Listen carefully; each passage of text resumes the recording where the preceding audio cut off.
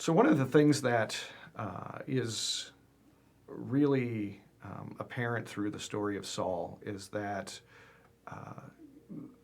God will bring into your life things that God will attempt to reach you. God will attempt to show you your errors, and God will attempt to bring you back from your errors.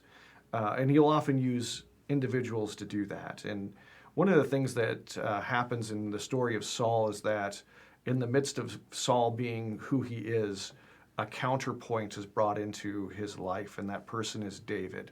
How would you contrast the character of Saul with the character of David? How would you not contrast the character? Saul obviously is king, and I think he misunderstands his role as king. He's supposed to be a channel of blessing for those he's in authority over. He's supposed to be a conduit of blessing for Israel. And in a sense, he's supposed to put Israel before himself, but he does the exact opposite. He puts himself before Israel. And here comes along David, and David, fights for Israel and is very good for Israel. Mm-hmm. But Saul views it as, well, he's good for Israel, he's not good for me. Mm-hmm. And obviously puts himself first. But, David is zealous for the Lord. He's zealous for the nation of Israel as being the people of the Lord. Mm-hmm. And he puts both God and the people before himself. Yeah, it's interesting that right in front of Saul is a great example of who Saul could be.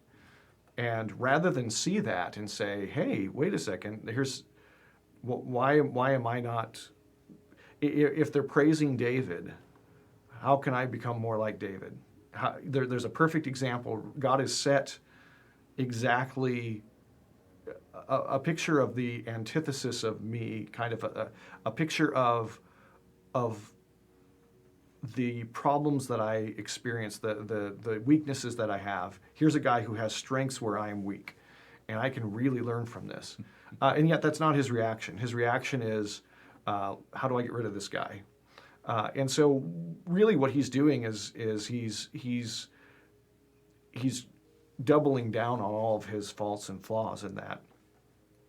And as you pointed out, he's also at this point, he's not worried about Israel and what's good for Israel. He's worried about himself and what's good for him. And so when you look at this conflict that develops,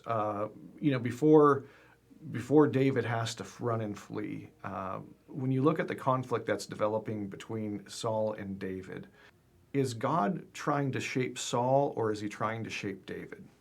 Yes, absolutely both. You can look at the 7 years David spends in the wilderness and see, some very good things that it accomplished for him. We've talked about Joseph in the past and seen how more than a decade of rough times shaped him as well and built him up.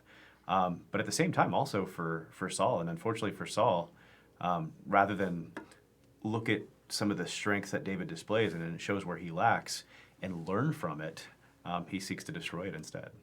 Yeah, it seems pretty clear that there's an opportunity here for blessing for both Saul and David.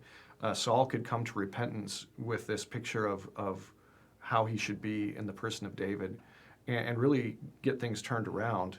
But instead of repenting, he doubles down.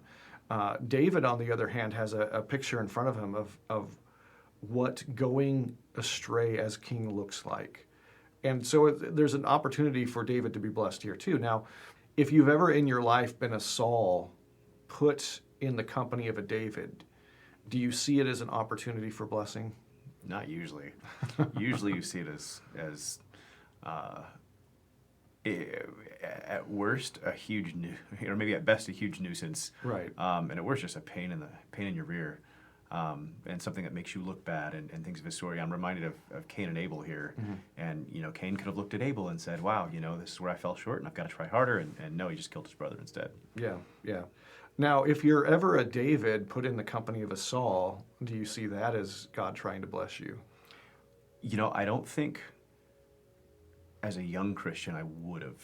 Mm-hmm. Initially been so inclined to see that.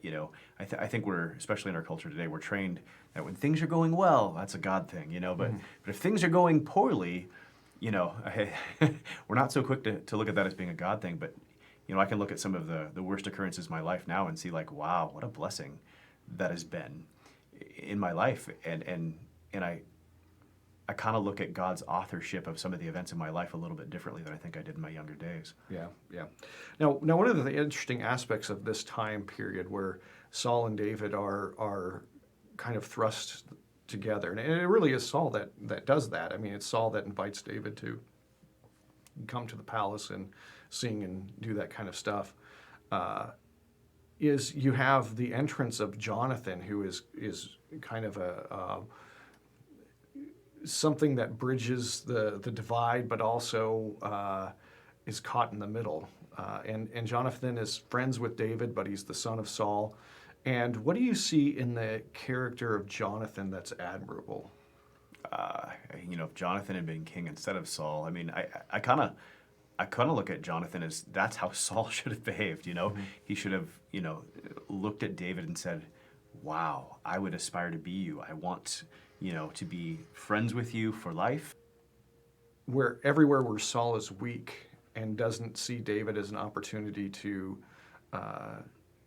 learn, Jonathan is strong. He seems to have strengths everywhere his father has weaknesses.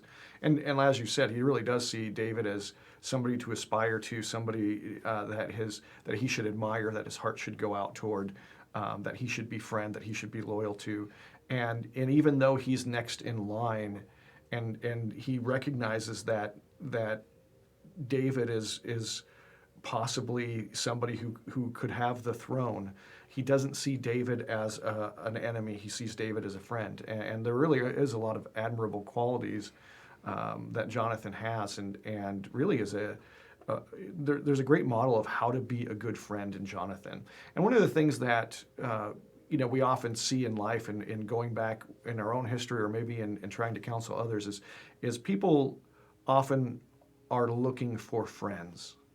And what do you see when you kind of look back over your life and see the times when you thought, oh, I need to have friends, I wish I had more friends, or whether you're talking to somebody who says the same thing, what do you often see lacking in their lives that you see in the life of Jonathan?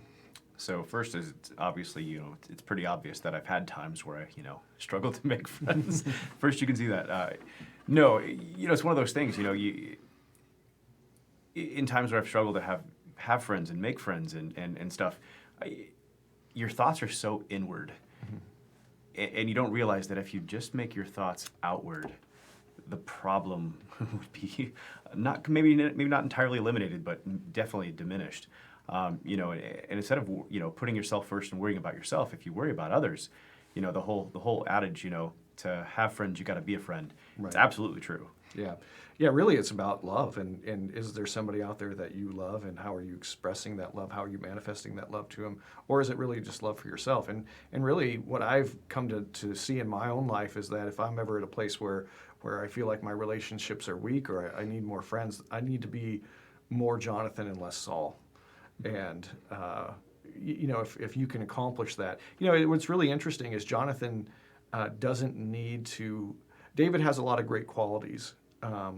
Jonathan doesn't really need to have all those qualities. What he really needs to do is to be able to care about somebody, and you can have that person as a friend. It's not like you see somebody great and you need to have greatness everywhere they're great. You can just have one great quality, which is love and loyalty, and that'll get you a long ways there.